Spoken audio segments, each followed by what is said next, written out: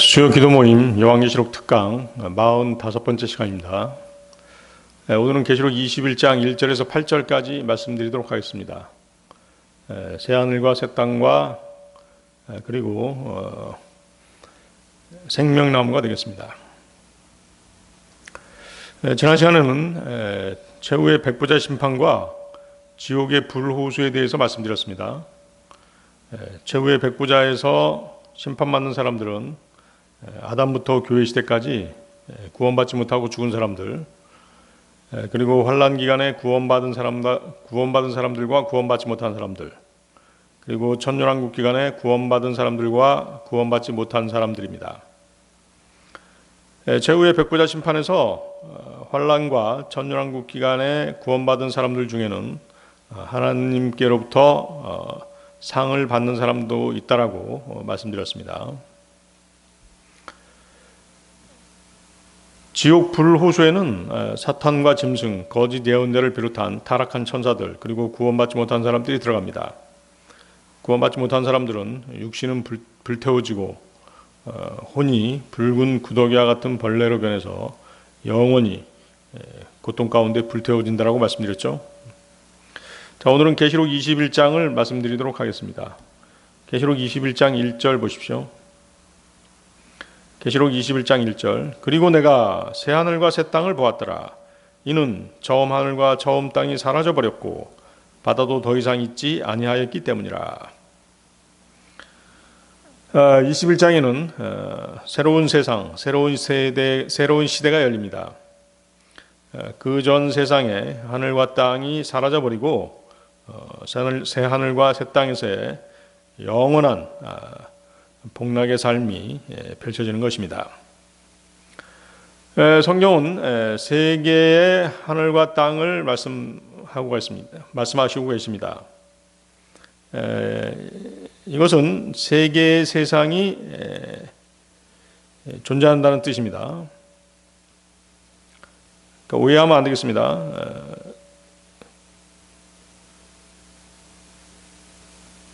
그러니까 세 개의 세상이 존재했고 그 세 개의 세상에 따른 하늘과 땅들이 존재했다는 것입니다. 자, 첫 번째는 물로 멸망한 창세기 1장 2절 이전의 세상에 하늘과 땅이 있었습니다. 창세기 1장 2절 잠깐 보십시오. 그런데 그 땅은 형체가 없고 공허하였으며 어둠이 깊음의 표면 위에 있었더라. 그리고 하나님의 영께서 물들의 표면 위에 움직이셨더라. 자, 모든 것들이 물로 뒤덮여 있고 어둠이 그 깊음, 즉 물의 표면을 덮고 있었습니다. 여기서 깊음은 우주 전체를 담기에 충분한 그런 물이었던 것입니다. 깊음의 뜻을 알아두시기 바랍니다. 그래서 이 깊음은 어떤 공간을 의미하는 것이 아니라 현재에도 존재하는 거대한 물층입니다.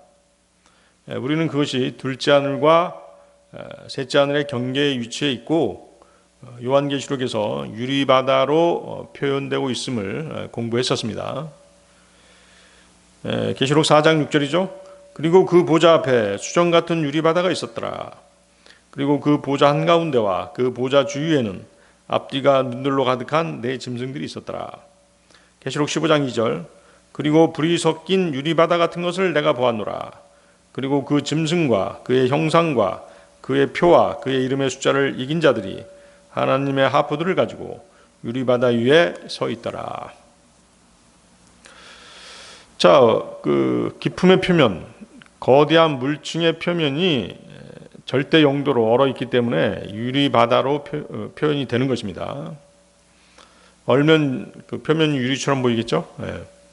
욥기 38장 30절에 그 말씀이 나와 있습니다. 물들은 돌로 숨긴 듯 숨겨졌고 기쁨의 표면은 얼어있느니라. 그렇죠? 거대한 물층의 표면이 얼어있기 때문에 유리처럼 보이는 것입니다.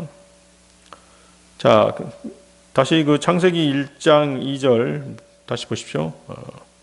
그런 가운데 하나님의 영께서 물들의 표면에서 움직이고 계셨습니다. 자, 그런데 왜 온 우주가 그렇게 물로 잠기게 되었냐는 것이죠. 그렇죠. 어떤 사건이 있었다는 것이죠. 그래서 그 사건으로 말미암아 물의 넘침으로 멸망했던 것입니다. 베드로후서 3장 6절이 그 내용인데요. 그때 있던 세상은 물이 넘쳐 흐르게 되어 물에 의하여 멸망하였도다. 그래서 베드로후서 3장 6절은 전 우주적인 홍수를 말하는 것입니다. 이전 세상의 하늘과 땅이 물에 잠기게 된 것입니다. 이 구절을 노아 홍수로 설명하려고 하는 사람들이 있는데 그것은 잘못된 해석입니다. 그 다음에 이제 두 번째 세상이 있었는데요. 두 번째 세상은 바로 현재 우리가 살고 있는 하늘과 땅입니다. 하늘들과 땅이죠. 창세기 1장 6절에서 8절 말씀입니다.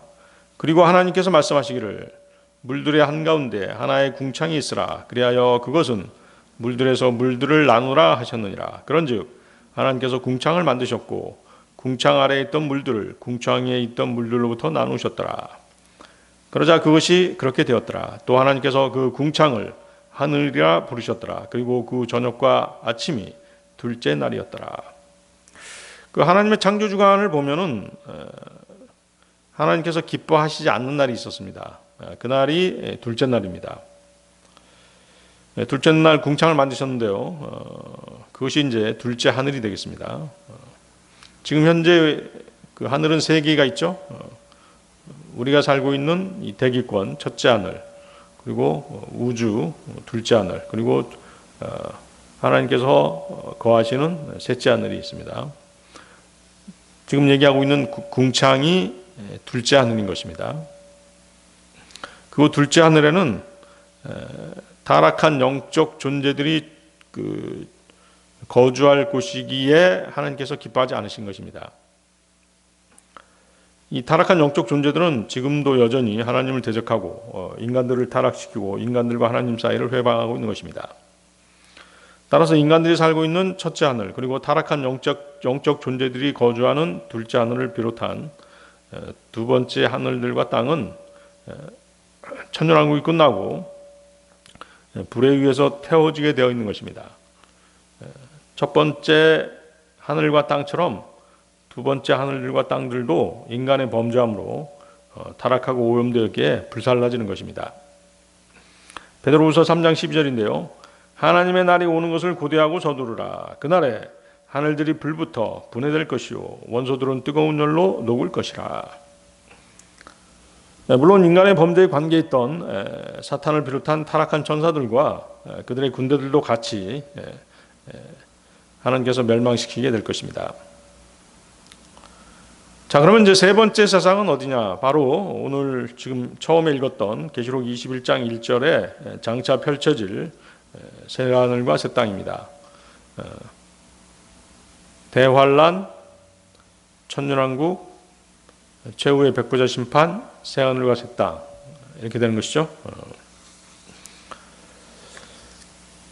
성경은 무한히 순환하는 책입니다. 창세기 1장 1절에서 우리는 태초에 하나님께서 하늘과 땅을 창조하셨느니라는 말씀을 읽어보았습니다. 그런데 계시록 21장 1절에서 내가 새 하늘과 새 땅을 보았더라. 이는 처음 하늘과 처음 땅이 사라져버렸고 바다도 더 이상 있지 아니하였기 때문이라고 이렇게 사도 요한은 증언합니다. 하나님께서는 창세기에서 인간들과 함께 하셨습니다. 함께 시작하신 것이죠. 그리고 하나님께서는 계시록 22장에서 사람들과 함께 끝을 맺으십니다. 창세기에 그 생명나무가 있었죠. 또 계시록 22장에 다시 생명나무가 등장하게 됩니다. 아벨의 어린 양이 창세기에서 희생제물로 죽임을 당했는데 계시록에서도 우리는 어린 양을 보게 되는 것입니다. 창세기에서는 첫째 아담의 실패로 낙원을 잃어버렸지만 계시록에서는 둘째 아담이신 예수 그리스도에 의해 낙원이 회복되는 것입니다. 자, 계시록 21장 1절 다시 보십시오. 자, 새 하늘과 새 땅은 거기 있지만 바다는 사라져 버렸습니다. 자, 이 바다는 뭐 대서양이나 태평양, 인도양 같은 지구상의 바다가 아니라 우리가 공부한 거대한 물층으로 유리바다, 표면이 유리바다로 표현되고 그리고 그 기품이라고 불리는 거대한 바다입니다. 그 바다가 사라져 버렸다는 것이죠. 하나님께서 원자를 분열시켜서 구성 요소들을 태워버리고 하늘들이 접혀서 사라질 때 이 거대한 물층도 함께 사라져 버린 것입니다. 베드로후서 3장 10절인데요. 그러나 주의 날이 밤에 도둑같이 말이라. 그날에는 하늘들이 커다란 굉음과 함께 사라져 버릴 것이요 원소들이 뜨거운 열로 녹을 것이요 땅과 그 안에 있는 행위들도 더불어 불타 버릴 것이라. 히브리서 1장 10절 12절 말씀입니다. 또 주여 당신께서 태초에 땅의 기초를 놓으셨나이다. 그리고 하늘들은 당신의 두 손의 작품들이니이다. 그것들은 멸망할 것이나 당신께서는 존속하시나이다. 그리고 그것들은 의복이 그러하듯이 다 낡아지리이다. 또한 당신께서 거독같이 그것들을 접어버리시리니 그것들이 변화되리이다. 그러나 당신께서는 동일하시며 당신의 연수들은 끊어지지 않으리이다. 자, 계시록 21장 2절로 가겠습니다. 계시록 21장 2절. 그런즉 나 요한은 거룩한 도성 곧 하늘에서 하나님께로부터 새 예루살렘이 내려온 것을 보았는데 그녀의 남편을 위하여 단장된 신부같이 예비되었더라. 자, 여기서 남편은 이제 성자 하나님이신 예수 그리스도십니다. 새 예루살렘은 신부인 교회와 혼인한 예수님을 위하여 예비된 도성입니다. 다시 한번 새 예루살렘은 신부인 교회와 신랑이신 예수 그리스도를 위하여 예비된 도성입니다. 새 예루살렘은 어린 양의 아내로 묘사가 되죠. 도성은 신부같이 예배되었다라고 말씀하십니다. 어린 양의 신부는 구원받은 그리스도인들의 모임인 교회로서 고린도후서 11장 2절에서 예수 그리스도와 약혼하게 됩니다. 고린도후서 11장 2절입니다. 이는 내가 경건한 질투로 너희를 질투하기 때문이니 내가 너희를 한 순결한 처녀로서 그리스도께 제시하려고 내가 너희를 한 남편에게 정혼시켰기 때문이라.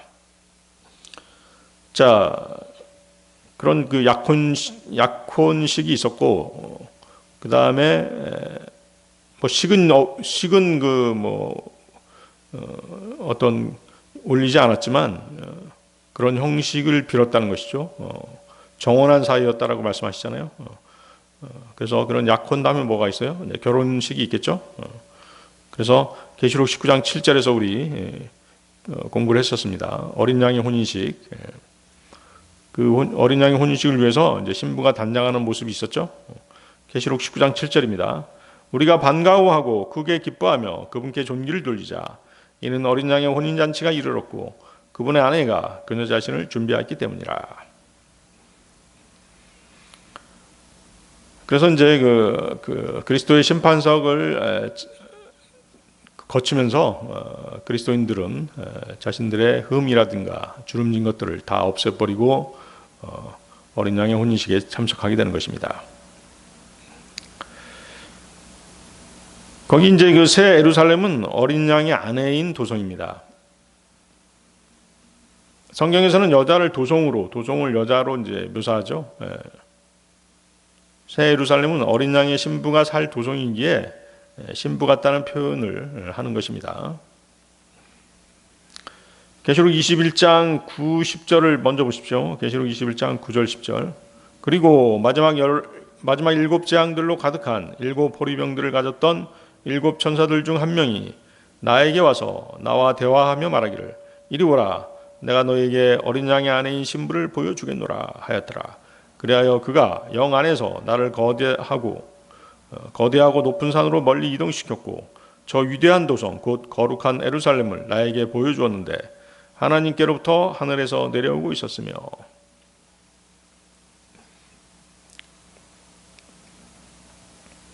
그렇죠? 어린 양의 아내인 신부를 보여주겠노라 하면서 무엇을 보여준 것이에요? 거룩한 예루살렘, 새 예루살렘 같은 의미입니다. 새 예루살렘을 보여준 것이죠. 하나님께서 어린 양 예수 그리스도와 그의 신부인 교회를 따로 구별해서 준비해 놓으신 장소가 바로 새 예루살렘인 것입니다. 사탄도 예수 그리스도를 모방해서 신부가 있죠. 사탄의 신부는 누구라고 말씀드렸습니까? 신비의 거대한 바빌론이었습니다. 또 성부 하나님의 신부가 있죠. 성부 하나님의 신부를 따로 말씀하시는데요. 그것은 이스라엘입니다. 호세아서 2장 19, 20절입니다. 그래하여 내가 영원토록 너를 나에게 정원시키겠노라. 진정 내가 의와 공의와 인애와 자비들로 너를 나에게 정원시키겠노라. 실로 내가 신실함으로 너를 나에게 정원시키겠노라. 그리하면 너는 주를 알게 되리라. 이스라엘을 말씀하시는 것이죠. 자, 그러면서 이제 여기 세 가지 새로운 것들이 등장하는 것입니다. 뭐가 등장합니까? 새 하늘, 새 땅, 새 예루살렘입니다. 자, 이렇게 세 가지를 구별하고 있죠. 유대인들을 위한 새 땅입니다. 그리고 이방인들을 위한 새 하늘, 그리고 그리스도인들을 위한 새 예루살렘인 것입니다. 그래서 성경에서 인류를 유대인, 이방인, 그리스도인 이렇게 세 부류로 나누었듯이 새 하늘과 새 땅에서도 이렇게 세 부류로 구분되어 있다는 것을 우리는 알 수 있는 것입니다. 고린도전서 10장 31절 32절이죠. 그러므로 너희가 먹든지 마시든지 너희가 무엇을 하든지 모두 하나님의 영광을 위하여 하라. 유대인들에게도 이방인들에게도 하나님의 교회에게도 전혀 실족거리를 주지 말라. 그렇죠? 유대인, 이방인, 하나님의 교회, 그리스도인들이죠. 이렇게 세 부류로 인류를 구분하시는 것입니다. 그래서 유대인이든 이방인든 구원받으면 교회의 일원이 되는 것입니다.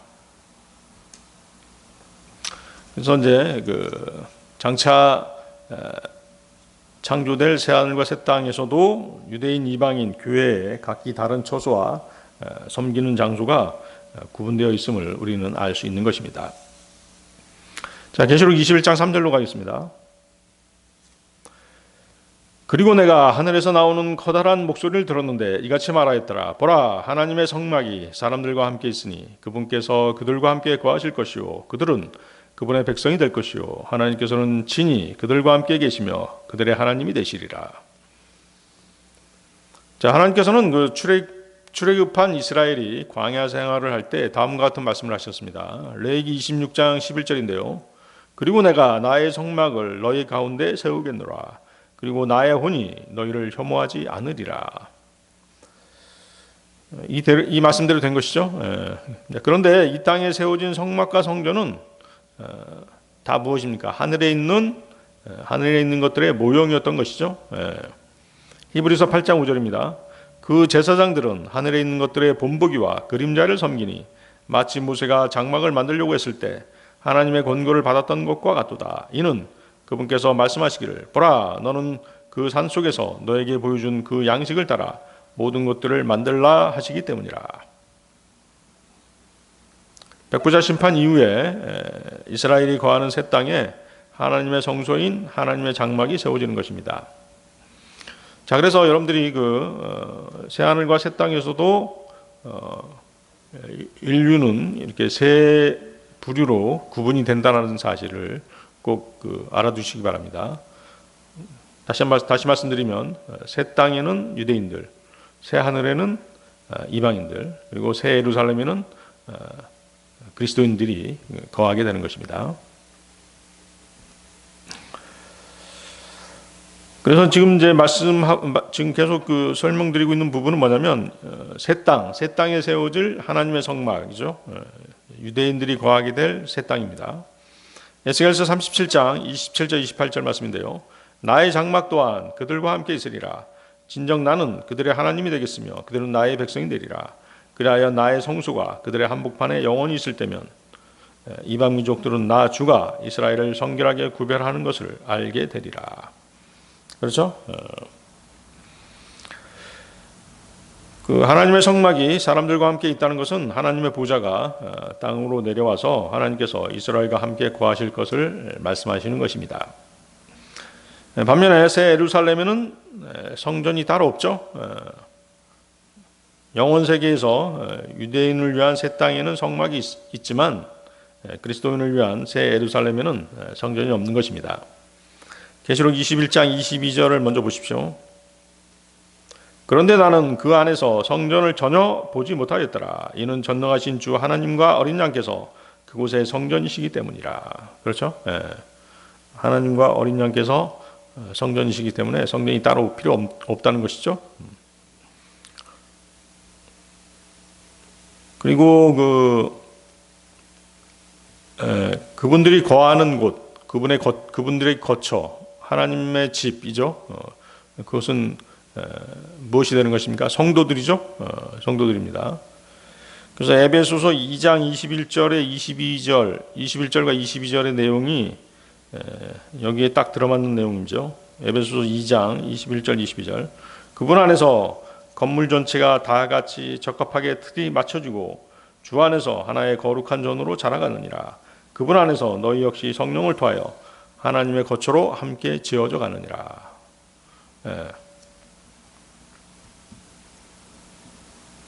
좀 신비로운 내용이죠. 그렇죠? 성도들이 주님의 거처가 된다는 거. 성도들의 몸이 주님의 거처가 된다는 것이죠.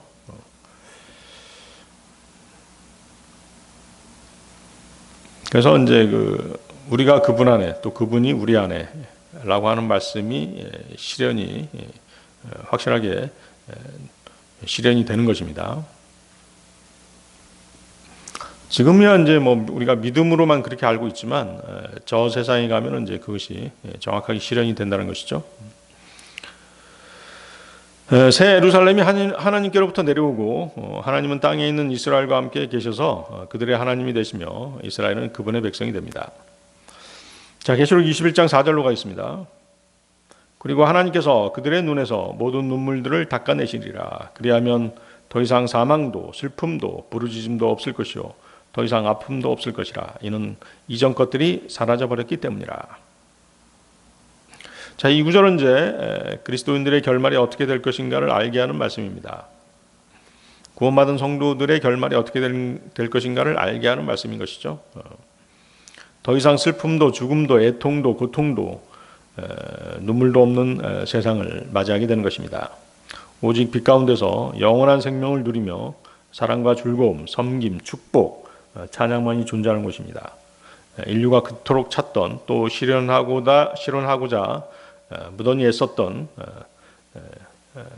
이상향, 유토피아가 이때야 비로소 실현되는 것입니다. 이 이상향은 죄 있는 인간의 힘으로는 이룩할 수 없음에도 불구하고 인간들은 그것을 꿈꾸어 왔었고 자신들의 힘으로 이루어보고자 애쓰기도 했던 것입니다. 자, 이런 이상향, 유토피아는 오직 창조주 하나님만이 그분이 사랑하는 사람들을 위해 준비해 주실 수 있는 것입니다. 그리고 새롭게 창조된 그 세상은 결코 불타거나 사라지지 않을 것이고 신실하신 그분의 말씀처럼 그 하늘과 땅은 영원히 있게 될 것입니다. 자, 계시록 21장 5절로 가겠습니다. 그리고 그 보좌 위에 앉으신 분께서 말씀하시기를 보라 내가 모든 것을 새롭게 만드노라 하셨느니라. 그리고 그분께서 나에게 말씀하시기를 기록하라 이는 이 말들이 참되고 신실하기 때문이라 하셨느니라. 자, 하나님께서는 모든 것을 새롭게 하시는 분이십니다. 그리스도인은 예수 그리스도를 통해서 새롭게 된 사람들이죠. 구원받은 이후의 믿음 생활 역시 죄를 자백하고 말씀에 순종하고 하나님을 영화롭게 해드리는 선한 일들을 도모함으로써 항상 새롭게 되어야 하는 것입니다. 에베소서 4장 22절 24절 말씀 너희는 이전 생활 방식에 관하여 옛사람을 벗어버리라. 그 옛사람은 속임수로 가득한 정욕들에 따라 부패한 것이라. 그런즉 너희의 생각의 영 안에서 새롭게 되라. 또한 너희는 새 사람을 입으라. 그것은 하나님을 따라 의와 참된 거룩함 안에서 창조된 사람이라. 그렇습니다. 옛사람은 이제 아담 안에 있던 타락한 본성을 가진 사람이죠. 우리 그리스도인의 속사람은 거듭날 때 새롭게 예수 그리스도의 형상으로 창조된 사람입니다. 속사람, 새 사람이라고 얘기하는데요. 그 새 사람의 존재를 여러분들이 뭐 느끼는 사람, 예민한 사람은 느끼는 사람도 있습니다. 그래서 고린도후서 4장 16절은 이렇게 말씀하시죠. 고린도후서 4장 16절. 그 까닭에 우리가 낙담하지 아니하노라. 오히려 우리의 겉사람은 낡아지나 그럼에도 속사람은 날마다 새롭게 되는도다. 겉사람, 옛사람 같은 말이고요. 속사람, 새사람 같은 말입니다. 그래서 우리 겉사람, 옛사람은 또 낡아진다는 표현 정확하죠? 우리가 지금 입고 있는 육신도 마찬가지로 낡아서 썩어질 것이죠. 우리는 주님과 같은 형상을 입기를 고대하고 있는 것입니다. 그래서 이제 주님 오실 때 그리스도인은 주님과 같은 형상으로 새롭게 변모되는 것입니다. 그것이 우리 그리스도인들에 대한 하나님의 최종 목적인 것이죠. 자, 계시록 21장 6절로 갑니다. 계시록 21장 6절. 그리고 그분께서 나에게 이같이 말씀하셨느니라. 다 이루어졌도다. 나는 알파와 오메가요 시작과 끝이라. 내가 목마른 자에게 생명수의 원천에서 값없이 주겠노라. 다 이루어졌도다. 자, 어디서 여러분들 이 말씀 들어보셨죠? 그렇습니다. 주님은 십자가상에서 돌아가시기 전에 다 이루었다라고 말씀하셨습니다. 요한복음 19장 30절이죠. 그러므로 예수님께서 그 식초를 받으신 후에 친히 말씀하시기를 다 이루어졌도다 하셨느니라. 그러고 나서 그분께서는 자신의 머리를 숙이고 숨을 거두셨더라. 주님의 십자가의 죽음이 없었다면 우리는 만물이 새롭게 되는 것을 보지 못할 것입니다. 주님은 십자가 죽음으로 하나님의 영광을 나타나기 위해서 필요했던 그 모든 일들을 수행하셨던 것입니다. 그리고 마침내 그 영광이 나타나게 되었음을 선포하신 것입니다. 그분의 보혈로 인류의 모든 죄들에 대한 값이 다 치러졌고 죄의 속박에서 벗어나서 하나님 앞으로 나아갈 수 있게 된 것입니다. 그분의 피 흘리심과 죽음의 공로가 우리로 하여금 새 하늘과 새 땅에 새 창조를 볼 수 있게 하는 것입니다. 이 모든 것은 주님의 생명을 아끼지 않는 그 사랑으로 이루어진 것들입니다. 자, 거기 그 알파 오메가가 나오죠. 자, 헬라어죠. 헬라어의 알파벳으로 처음과 끝을 나타내는 단어가 알파하고 오메가입니다.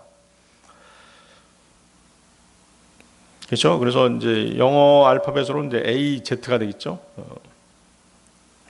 자, 알파와 오메가라는 단어는 이제 계시록 1장 8절, 계시록 22장 13절에서도 반복됩니다. 계시록 1장 8절. 현재에도 계시며 과거에도 계셨고 미래에도 오실 전능하신 분 곧 주께서 말씀하시기를 나는 알파와 오메가요 시작과 끝이라 하시느니라. 계시록 22장 13절. 나는 알파와 오메가요 시작과 끝이요 처음과 마지막이라. 자, 주님은 말씀이 육신이 되어 오신 분이라고 우리는 공부했죠. 그렇습니다. 요한복음 1장 1절이 그 말씀인데요. 태초에 말씀이 계셨고 그 말씀이 하나님과 함께 계셨으니 그 말씀은 하나님이셨느니라. 자, 그런데 어때요? 그 말씀이신 분이 육신을 입고 이 땅에 오셨죠. 요한복음 1장 14절. 그런즉 그 말씀이 육신이 되어 우리 가운데 지내셨으니 우리가 그분의 영광을 보았는데 아버지의 독생자로서의 영광이라. 은혜와 진리가 충만하였더라. 그래서 말씀이신 분이 이 땅에 오셨었고 그렇기 때문에 그분 주님은 헬라의 알파벳의 모든 글자로 표현이 되는 성경의 모든 말씀인 것입니다. 알파와 오메가의 의미 아시겠죠? 그분은 말씀이 육신이 돼서 오신 분이다. 그래서 성경의 모든 말씀이 바로 말씀으로 그분을 표현할 수 있다는 것이죠.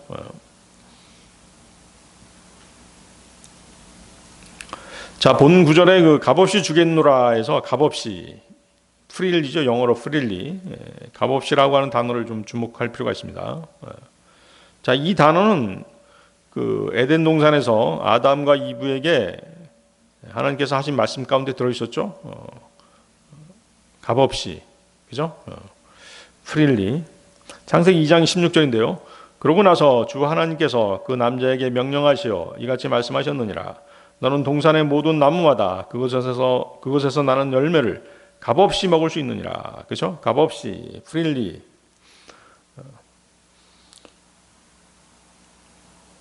자, 이브가 하나님의 명령을, 그런데 이브가 어때요? 이 하나님의 명령을 그 사탄에게 전할 때는 무엇을 빼뜨리는 것이에요? 프릴리라고 하는 단어, 값없이라는 단어를 빼버리고 얘기하죠. 창세기 3장 2절이 그 내용인데요. 그러자 그 여자가 그 뱀에게 이같이 말하였더라. 우리가 동산 나무들의 열매를 먹을 수 있으나. 하나님의 말씀을 변개한 것이죠. 삭제한 것입니다. 그래서 인간이 타락하기 전에는 생명나무의 열매를 프릴리하게 자유롭게 먹을 수가 있었던 것입니다. 값없이 먹을 수가 있었는데 타락한 후에 생명나무의 열매는 더 이상 마음대로 접근할 수 있는 그런 나무가 되지 못했던 것이죠. 그렇죠?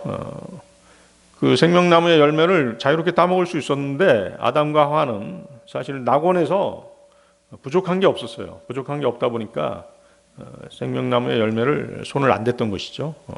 그리고 사탄에 속아서 범죄하고 낙원에서 쫓겨남으로써 생명나무 열매에 대한 권리 자체가 권리 자체를 잃어버리게 된 것입니다. 창세기 3장 22절 24절이죠. 그런 다음에 주 하나님께서 말씀하시기를 보라 그 남자가 우리 중 하나와 같이 되어 선악을 알게 되었도다. 그런즉 이제 그가 손을 뻗어 생명나무에서 나는 것을 취하여 먹어서 영원토록 살까 하노라 하셨느니라. 그러므로 주 하나님께서 에덴의 동산으로부터 그를 내보내셨으니 그가 취해진 그 토양을 경작하게 하려 하심이라. 그렇게 하여 그분께서 그 남자를 몰아내셨으며 그분께서 에덴의 동산의 동쪽에 그룹들과 각각의 모든 길로 회전하고 불타오르는 칼 한 자를 두셔 생명나무의 길을 지키게 하셨더라. 그렇죠? 생명나무에 접근하지 못하게 막아놓으셨죠? 그래서 값없이 먹을 수 있는 생명나무의 권리가 사라진 것입니다. 조건적이 된 것이죠.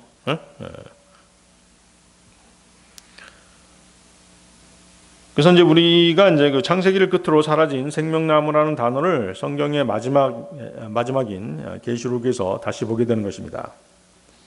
이제 그 생명나무에서 나는 것을 먹을 권리는 조건적이 되어버렸죠. 계시록 2장 7절입니다. 귀 있는 자 그는 성령께서 교회들에게 말씀하시는 것을 들을지어다. 이기는 자에게는 내가 하나님의 낙원 한가운데 있는 생명나무에서 나는 것을 주어 먹게 하겠노라. 자, 어떤 조건이 붙었습니까? 이기는 자에게 생명나무 열매를 주시겠다라고 말씀하시는 것이죠. 자, 이 구절에서 이기는 자는 환난 기간에 끝까지 자신의 믿음을 지키는 자들로서 그들에게 생명나무의 권리가 주어지는 것입니다. 계시록 22장 14절 또 보시겠습니다. 계시록 22장 14절. 그의 계명들을 행하는 자들은 복이 있나니 이는 그들이 생명나무에 대한 권리를 가지며 또 그 문들을 통하여 도성 안으로 들어가게 하려 함이니라. 자, 그 계명들을 행하는 자 어느 시대 사람들입니까? 그렇습니다. 천년왕국 시대 사람들이죠. 그래서 그의 계명, 천년왕국에서 주님의 계명을 지키는 자들만 생명나무에 대한 권리가 있는데 천년왕국 기간에 해당되는 사람들이죠. 그래서 생명나무는 원래 값없이 주어진 것이었으나 인간은 그것을 거부했던 것입니다. 그래서 생명나무에 대한 권리는 천년왕국 때에는 계명들을 행하는 자들에게 주어지고 대환란 때는 끝까지 견뎌서 자신의 믿음을 지키는 자들에게 주어지는 것입니다. 이해하시겠죠? 그래서 계명들을 행하는 자는 천년왕국 때의 사람들, 또 대환란 때는 끝까지 견뎌서 자신의 믿음을 지키는 사람들, 이 두 조건을 충족하는 사람들에게 생명나무에 대한 권리가 주어지는 것입니다. 자, 그런데 거기 그 계시록 21장 6절을 보십시오. 계시록 21장 6절. 다시 보십시오. 거기는 뭐가 나옵니까? 생명나무가 아니라 생명수가 나오죠. 생명수는 이제 구원의 값없는 선물입니다. 내가 목마른 자에게 생명수의 원천에서 값없이 주겠노라고 말씀하시죠. 자, 이 초청은 교회 시대를 위한 초청으로 볼 수 있습니다. 주님은 요한복음 4장 13, 14절에서 수칼성의 여인에게 이런 말씀을 하셨는데요. 자, 어떤 말씀이냐면 요한복음 4장 13, 14절 예수님께서 그녀에게 대답하여 이같이 말씀하셨느니라. 누구든지 이 물을 마시는 자는 다시 목마르리라. 그러나 누구든지 내가 줄 물을 마시는 자는 결코 목마르지 아니하리라. 오히려 내가 그에게 줄 물은 그 안에서 영원한 생명으로 솟아오르는 샘물이 되리라. 영원한 생명으로 솟아오르는 샘물이 되리라. 자, 이 초청이 은혜 시대 그리스도인들에게 해당되는 이유는 새 예루살렘하고 연관된 말씀이기 때문인 것입니다. 새 예루살렘은 어린 양의 신부인 그리스도인들의 거처이고 그리스도인들은 은혜 시대에 주님의 공로로 값없이 생명수를 마시게 되었던 것입니다. 물론 그 생명수는 성령님을 예표하는 것이죠. 성령님께서는 그리스도인들의 궁극적인 보금자리인 새 예루살렘을 말씀하실 때 구원받지 못한 죄인들에게 이 축복받은 영원한 보금자리를 값없이 차지하라고 그렇게 촉구하고 계신 것입니다. 계시록 22장 17절도 한번 보십시오. 계시록 22장 17절. 자, 이것이 이제 교회 시대를 위한 초청이라는 것을 다시 한번 확인할 수 있는데요. 거기 그 계시록 22장 17절에 누가 나옵니까? 성령과 신부가 나오죠. 그리고 성령과 신부가 말하기를 오라 하는도다. 그런즉 듣는 자로 하여금 오라 하고 말하게 하고 목마른 자로 하여금 오게 하라. 그리하여 누구든지 원하는 자는 생명수를 값없이 취하게 하고. 그렇죠? 자, 계시록 21장 7절로 가겠습니다. 이기는 자는 모든 것을 상속받으리라. 그리고 나는 그의 하나님이 되겠으며 그는 나의 아들이 되리라. 자, 이기는 자가 또 나오죠. 자, 이기는 자를 뭐 엉터리로 그 해석하는 그런 집단들도 있지 않습니까? 마치 그 이기는 자가 자기네 교단의 교주가 이기는 자라고 이렇게 엉터리로 해석해가지고 사람들을 현혹시키는 그런 집단이 있는 것입니다. 이기는 자는 첫째, 환난 때 자신의 믿음을 잃지 않고 끝까지 견디는 자입니다. 계시록 2장 11절이 그 내용이죠. 계시록 2장 11절 귀 있는 자 그는 교회들에게 성령께서 말씀하시는 것을 들을지어다. 이기는 자는 둘째 사망으로부터 해를 입지 아니하리라. 그 환난 때 교회를 말씀하시는 것입니다. 자, 두 번째, 그리스도인들은 어때요? 그리스도인들은 이긴 자들이죠? 그렇습니다. 요한일서 4장 4절 어린 자녀들아 너희는 하나님께 속하고 그들을 이겼느니라. 이는 너희 안에 계신 분께서 세상 안에 있는 자보다 더 위대하기 때문이라. 요한일서 5장 4절에서 5절 말씀 이는 무엇이든지 하나님께로부터 태어난 것은 세상을 이기기 때문이라.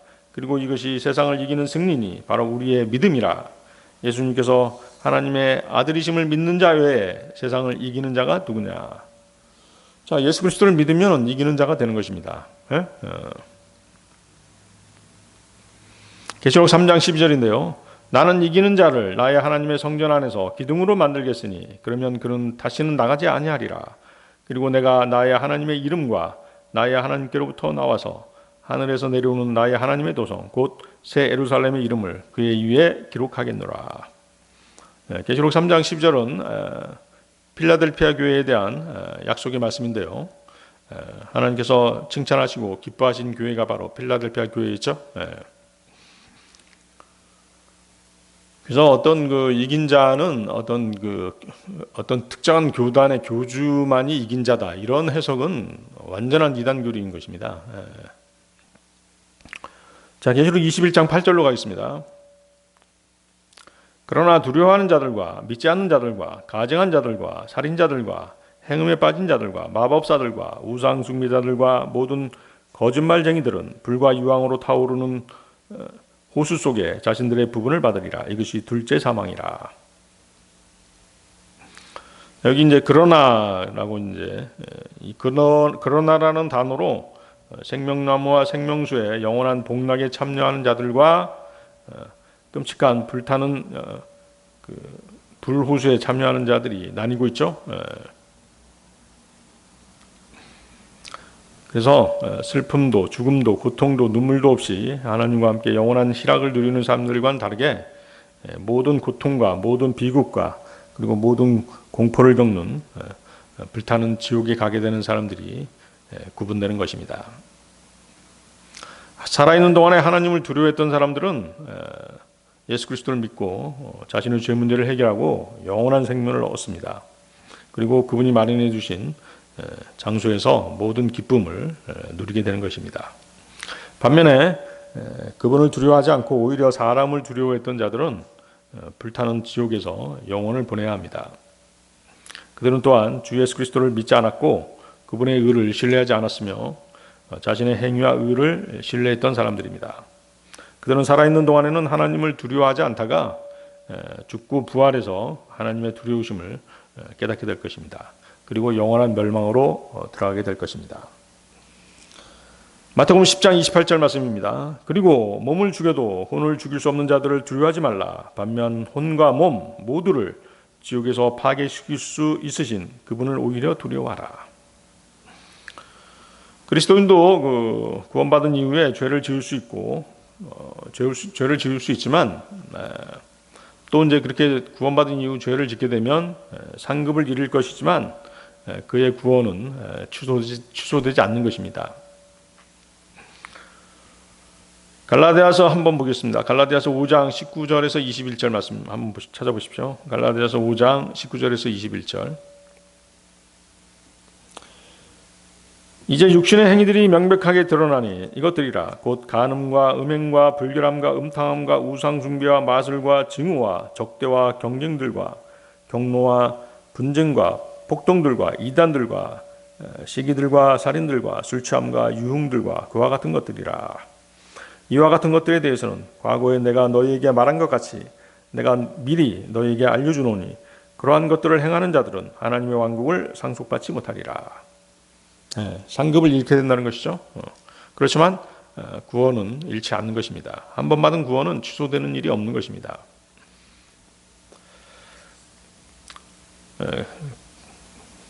그리스도인들은 이제 그래서 구원받은 이후에 죄를 짓게 되면 유업은 잃지만 그들이 범하는 죄들은 예수 그리스도의 피로 지불됐고 청산되었기 때문에 구원받지 않는 자들과 구별되는 것입니다. 그리고 이제 여러분들이 죄를 짓더라도 그것을 자백하고 버리게 되면은 유업을 잃지 않는 것입니다. 스스로를 빨리 판단하고 심판해서 주님의 심판과 징계를 받지 않도록 해야 되는 것이죠.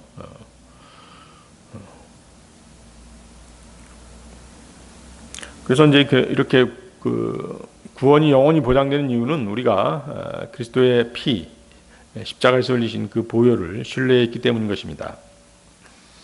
이것이 영원한 구원의 보장에 대한 교리인 것입니다. 그렇지만 구원받지 않은 사람은 그가 구원받지 못한 이유, 딱 한 가지 이유죠, 사실.